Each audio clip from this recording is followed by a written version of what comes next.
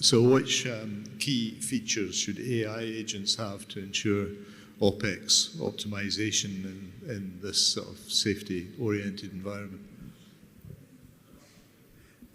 So I'll probably make sort of a controversial punchline or remark here. It's not the camera, it's the cameraman that's important. The number of resources, human resources around the world is now talking of AI. You tend to think that do we have the smart cameramen, as many as that, driving AI? So there will be a leveling situation. So when we talk about AI agents, it just needs a 6 to 8 week course to be an expert in AI agent. It takes us a minimum of 4 years for an engineering degree, which basically is not just about learning the equations and other things, but preparing yourself to drive it, to understand, change the mindset and all that. But right now, the AI drivers basically, before the agents are even talked about, are they equipped? Are they trained to actually take the nuances of AI and maximize the benefit? That's the question. I'm not saying it doesn't. I'm just putting it across to everyone that is it possible. So with that as the theme, the AI agents basically, if you look at it, if it like agentic AI, Gen AI, they basically are extrapolating data, people call hallucination and other things. They need to first be able to correlate and have a real good physics-based relationship with what I call classic AI, which is like looking at machine learning, deep learning, CNNs and other things. They need to basically be coming out with solutions which are intuitive, is well understood, and can basically be linked to first principles. And how do we go about it? In terms of an operator, they should basically be able to observe what do the agents produce as such in terms of results, not when there is a problem. Are they giving us consistent results when there isn't a problem which is for everyone to see? There is no issue. A platform on any fine day should flatline in terms of its response. Then they build the confidence. The AI agents have to be smart enough to basically come to a position where you have validated it through steady times, steady state times, and then when there's an anomaly and you can corroborate it, is when you build the confidence, and that's going to be a robust model. So, I mean, I see this as one of the major issues, actually, because if you look at how OT systems are designed to operate, it's really very much in a steady state condition, i.e. information free. You get flat lines everywhere. So are there enough anomalies to actually train these models in the first place, I think is one of the biggest challenges. Yeah, and garbage in, garbage out when it comes to data has always been before even AI came in. But it is the ability for, again, the cameraman being more important than the camera, who's able to understand and make the changes. The AI will be a fantastic tool for the really smart resources in the world. But that's something which has to come from foundational stage of humans, that they're not exposed to AI as a kid. Because you will see cognitive decline. We were talking about that as a research thing, that it does lead to cognitive decline if you stop using your own natural intelligence. Right. Thank you. May I add something quickly? Yes, please. Yes. Go ahead. So I want to comment, amazing points. I'd like to add something. So, mathematically speaking, most of these models, there is no mathematical guarantee of robustness. There is no mathematical guarantee that even when you do the best training, give it the best data, that you always get the right answer. So even though it's not like, let's say, like a typical simulation model, that if you validated it, then you know that you can use it. The problem with AI is that there's no mathematical guarantee. And one idea that has been looming, and I've been pushing for that in our research, is to make the AI not just explainable or interpretable, but also give us kind of a staged output. So when you have separate, for example, without AI, if you're diagnosing a failure, a structural or equipment failure, then you usually have a paper trail. You have done this check and then that check and so on. Kind of, like solving a mathematical problem or like logically going through. What's growing right now is the idea of making the AI give us intermediate evaluations of what's happening, not just a front to end. And that's something that gives people confidence and engineers confidence on the output of what we are seeing. It's not just a black box. And then if we can see that the logic is not making sense somewhere, then we can intervene. And this is why I've been hearing this word today a lot, putting the human in the loop. So this is one way we can think about it. So you think we need to go beyond the sort of chain of thought reasoning that we're seeing some of the models offering these days into a deeper level of understanding of what it's doing? This is, of course, great, but we should always keep in mind that mathematically, for example, I'm coming from a computational mechanics background. I know that my finite element model, when I calibrate it and validate it, it's good, I can use it. AI I cannot have that trust. Mathematically, there is no rigor behind it to that point. There is a statistical rigor. It's kind of a data-driven method at the end of the day. Most of the times, 90% of the times, it will give me that answer. But there is 5 or 10% when it's going to give me garbage. And we can put the human in the loop, but we can also design our AI solutions to automatically help us do that by giving us the sort of a paper trail or logic that an engineer would be typically looking for. Right. But again, insight into how the model works. So what I was saying that, what I agree with you, what you are saying on mathematical, but the AI thing which is being used in the industry is also based on the mathematical regressions. So is it not what you are saying that, okay, when you are doing a computational analysis, you can be 100% sure. But this is also happening based on the some mathematical regression. It's not always on the statistical data. The statistical data is there, but then it is being led through mathematical regression also. For example, if the process composition or the process fluid composition is being checked, then the regression model comes into picture. When you start talking about agents and so on, there are problems related to hallucinations or giving you something that completely doesn't make sense. We're talking in the beginning about false positives or false negatives. These things can happen. We have, with AI, the problem is that you don't see the intermediate. When you have a mathematical model, you can go through the process. With AI, So we're going to talk a little bit about safeguarding, and I guess that's a response to that, right? If you can't fix the core techniques of AI, then at least you can constrain the limits in terms of what they can do as output. But before we look at that, an aspect of the technology that's relevant to remote operations is the use of AR, VR, XR type technologies, visualization as a tool. Partha, where would you see some of this use cases in this integrated experience? I would think very strongly in late life asset management. We are moving in that direction. Now, why late life asset management has brought in a new or is now bringing in a new level of interest. Because earlier it was, life extension and then decommission and get done with it. There's no money in decommissioning. So it was always a compliance issue that we had to deal with. However, now we are coming out with applications like, for example, repurposing of facilities. I mentioned in my presentation that carbon capture, for example, is something which I see as a major application, because what you can do is you can actually decarbonize existing industries that are polluting, but they have certain advantages in functionality, which thermal coal probably was bringing in. So you got the ability to take them, transport it, take it to a facility which has reservoirs that are depleted. The rocks are, empty, yes, if you want to call it that way, and re-inject back. Of course, there are challenges, seismicity and other things that are happening. So, no longer is the reservoir or the process the bottleneck in the system. Structures always had more life. But now, we are looking at a situation where the structure, if it can go forever, it can still have its application. So VR, AR, every tool that you can think of, and if you integrate them together with older assets, you may find assets without a drawing, without a structural model. Now with all these tools and finite element analysis and other things, you can actually reconstruct. It's basically, you in the place where, in Australia, if you call a 70-year-old person, an old person, it's taken as an insult.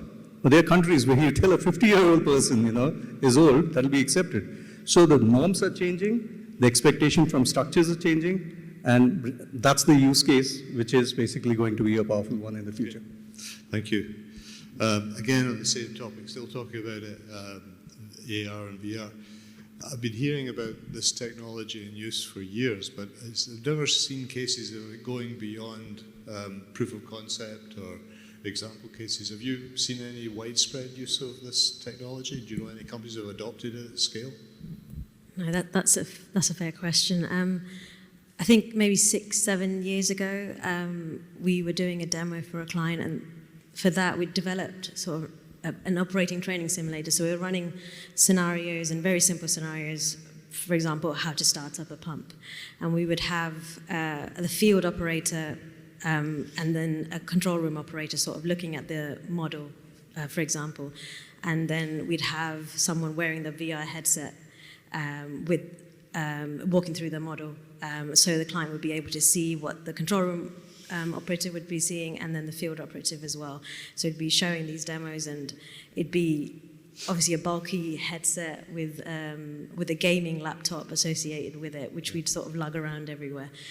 So that was obviously 6-7 years ago, and the technology has, I suppose, improved. And you're right, at that point, we weren't seeing many go past the pilot point, because it would take a lot of customization to build the model. There'd be software costs involved, and it would be quite difficult to convince the client of the ROI, as Manish spoke about. I think that's the bottom line, is the ROI on the cost of building it. We've done smaller, simple models too, but when you try and do a full-scale model in VR, it becomes a huge challenge to drive that, and it's just not worth the return as we've seen it today. Mm-hmm. But as technology changes, I'm sure that will move on. I think also now, because of cloud, I suppose you can host the infrastructure Yes. on there. There's more choice available now, especially with web-based Right. Yeah, options as cloud-based well. and high-power graphics computing are changing the game. So Yeah. that may be what drives a more extensive uptake. So let's move on to the last sort of section in this discussion. We're going to talk about safeguarding May I AI. add one more to the Oh, VR. sorry. Go ahead. So one other area that's growing in that is, building on the operator training is also even teaching students. When COVID time hit, we couldn't take our students to the lab or the field. Then some people started developing, VR games for the students to learn how to do things in the lab or in the field, basically from an enclosed space. Another example that I've seen practically in the industry before I joined NYFW here is kind of safety scenarios. So, for example, think about an extreme scenario for a fire or a failure, and you want the operators to train on what to do in that case. You cannot put a real one on fire, that you can run on basically a simulation, the same way they train pilots. Yeah, Yes. good points. Just to Sorry, say on Isaf. that, on top of that, we are using not for the operations point of view, but on our own internal construction, execution, and commissioning startups. When we are trying, we are educating our own team using the different operating manuals are built on the VR, and they are simulating the sequences of operation, and that is something which we just saw the autopilot session, the workshop which was going on the other room. So if it is linked to those kind of VR solutions, it will really help in the operations.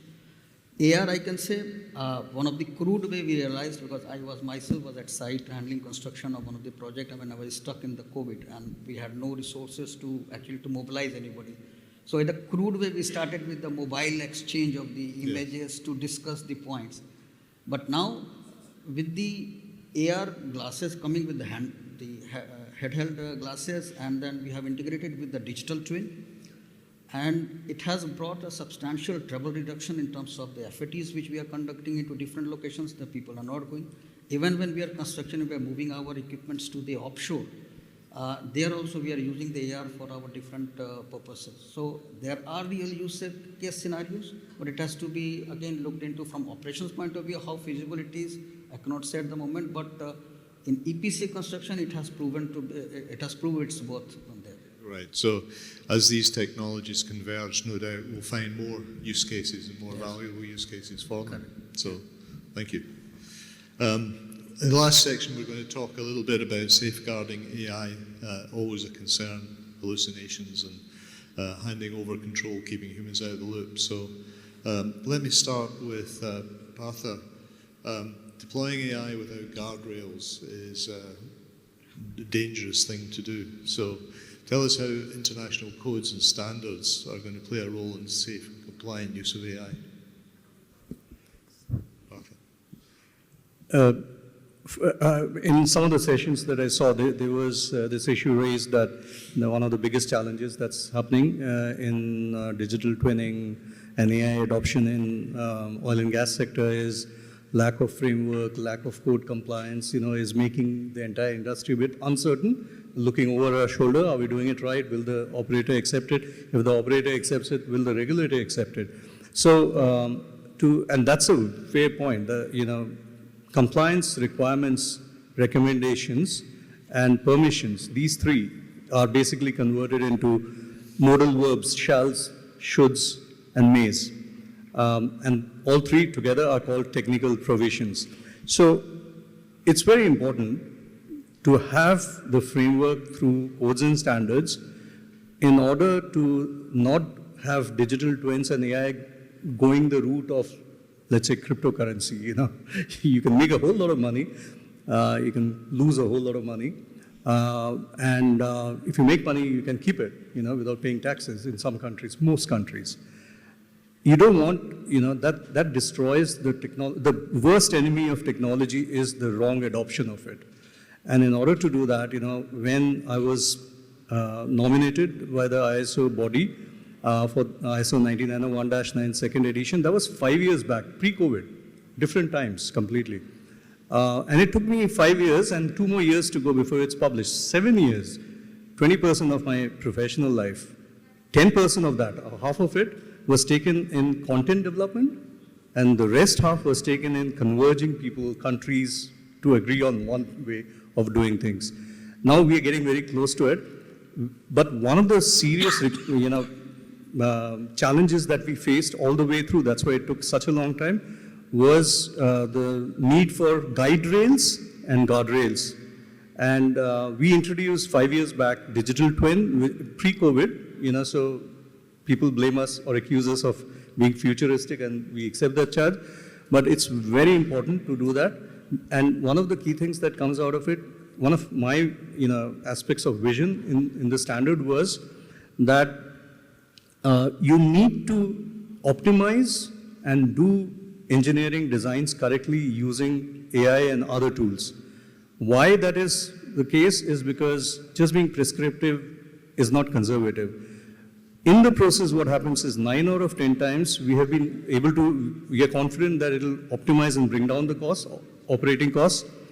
But the 10th time, you will basically, with the money saved, you will be able to actually find cases which were lurking and were not picked up. And it was pure luck that, they didn't fail and Piper Alpha didn't repeat itself. It's pure luck, So that's why I think that's a serious responsibility we have on us to bring that in the framework. So when do you think this standard will be published as a required standard? So I've been given a deadline of October or the Q4 of 2027. All right. We engineers never keep to our timeline, so I would say Q1. Please don't share this secret out, but yeah. Not quite in line with the pace of technology development then. Yeah. So Manish, when we put AI in charge of managing APC, and in that process, what do you think are the ways that we need to control safety and drive a safer operation? It's used to talk upon safety of AI, especially. Gone are the days when we were talking in critical infrastructures, okay, safeguard your PLC, safeguard your DCSS, ICSS.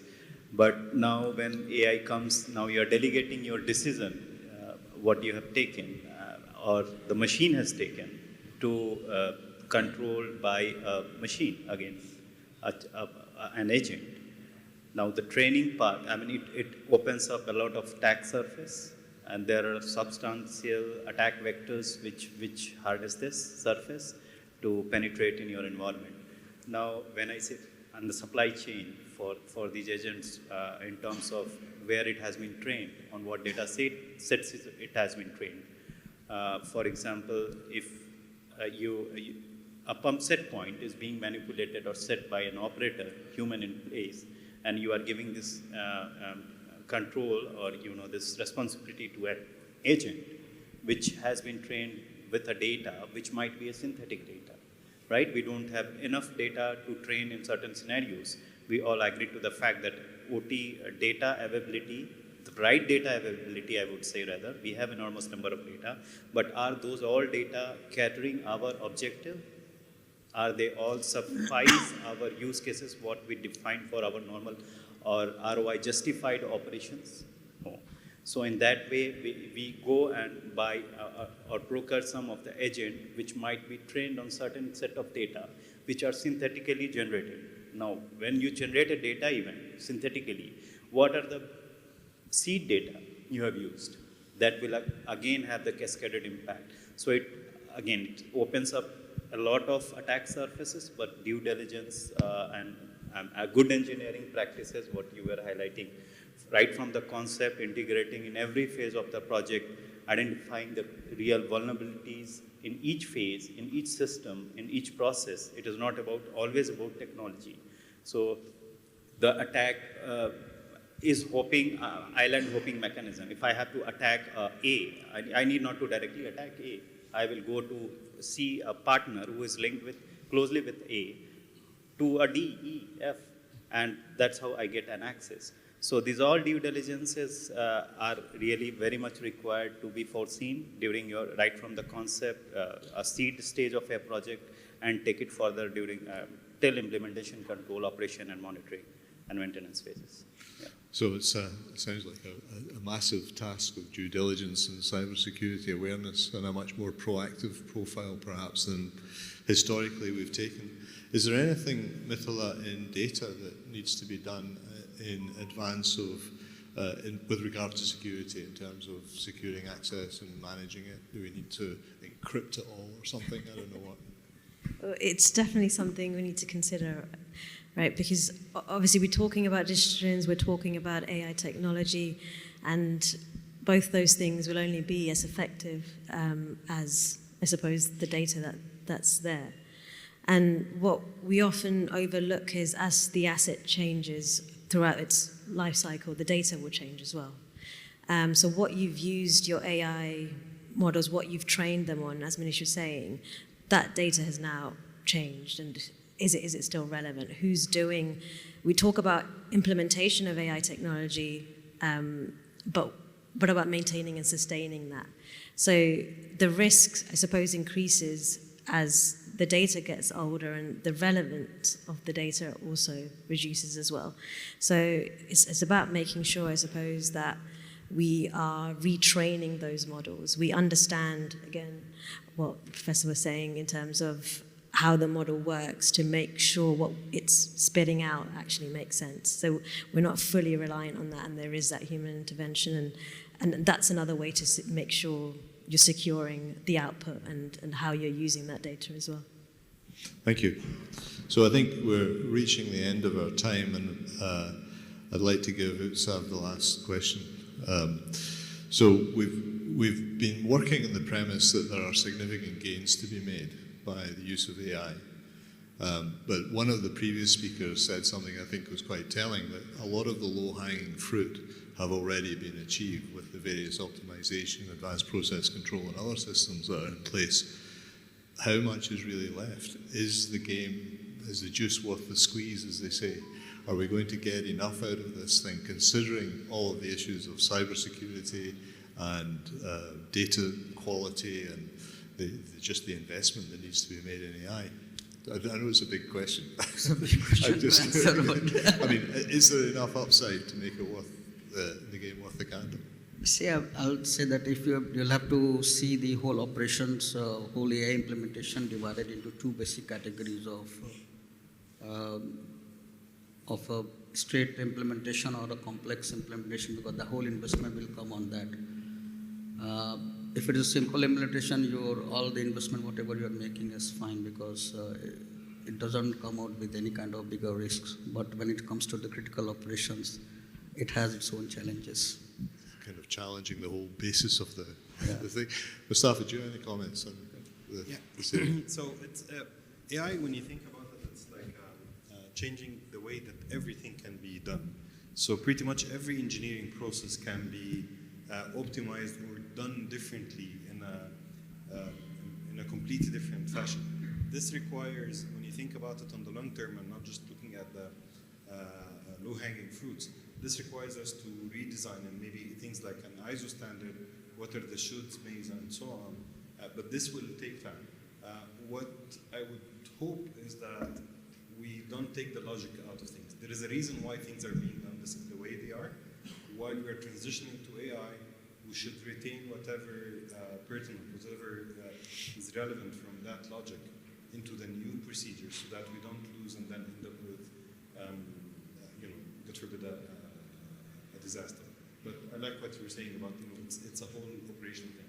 And the safety of AI is, as Manish said, it's a very big topic. So since you're training the next generation and they're only being trained in an AI way of doing it, I guess it's inevitable. That's the way it will be. So, this is something that's challenging, everyone right now. How will that, even teaching engineering students in particular, because these are smart students, they are trained to solve problems, and they now have tools that can make them solve problems much faster. So one way is to look the other way and say we're not going to do that, but it's not going to work. The students will do it anyway. So the right way, and this is what we are trying to evolve into right now, is how can we embed these new tools into our teaching, into our new engineering processes that we are teaching to our students. It's a new evolution. This comes back to the first point which you had when you started the discussion, the upskilling of the whole resources, because that has to happen. And when I said about the critical operations, because when you are having the AI implemented, you have your own data accuracy challenges in there. So of course that has to be embedded into the work processes with the human interfaces to cover up so those things. Okay, well, thank you. Thank you all very much. We have, I think, 3 minutes left in the clock. Are there any questions or any thoughts from the floor to close this session?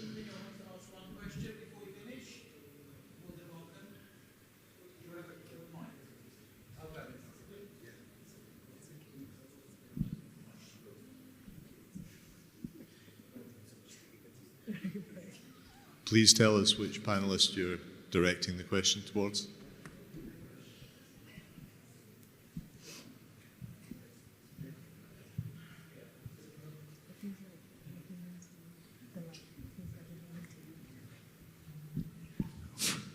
Hi.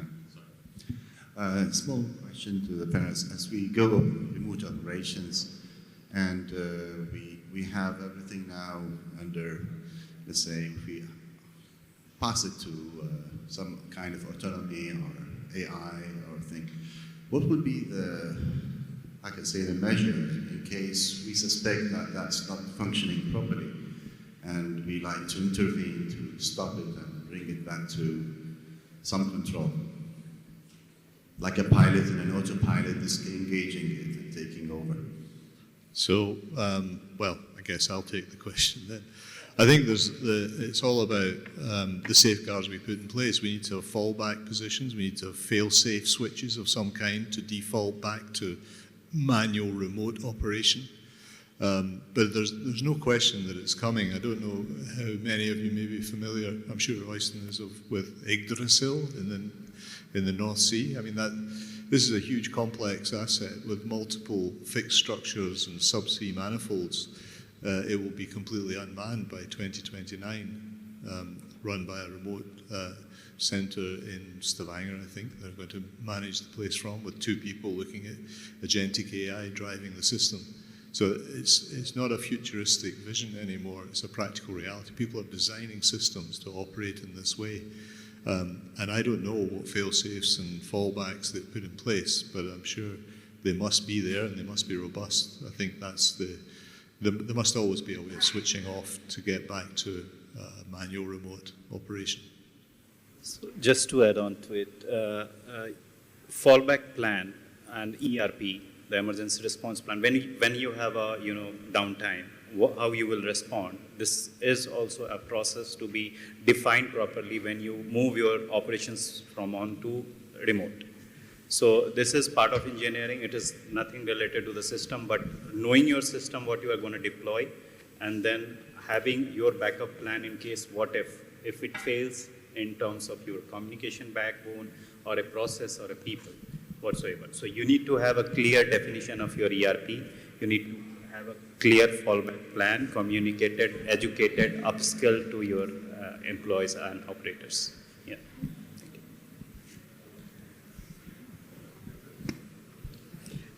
So, John, just one last thing, because from the ISO standard, what we have put as a guardrail on this particular issue is we made one human or humans in charge of taking responsibility for the consequences of what comes out of AI, which basically means the power is in the evaluation box that I showed in the structural integrated management framework.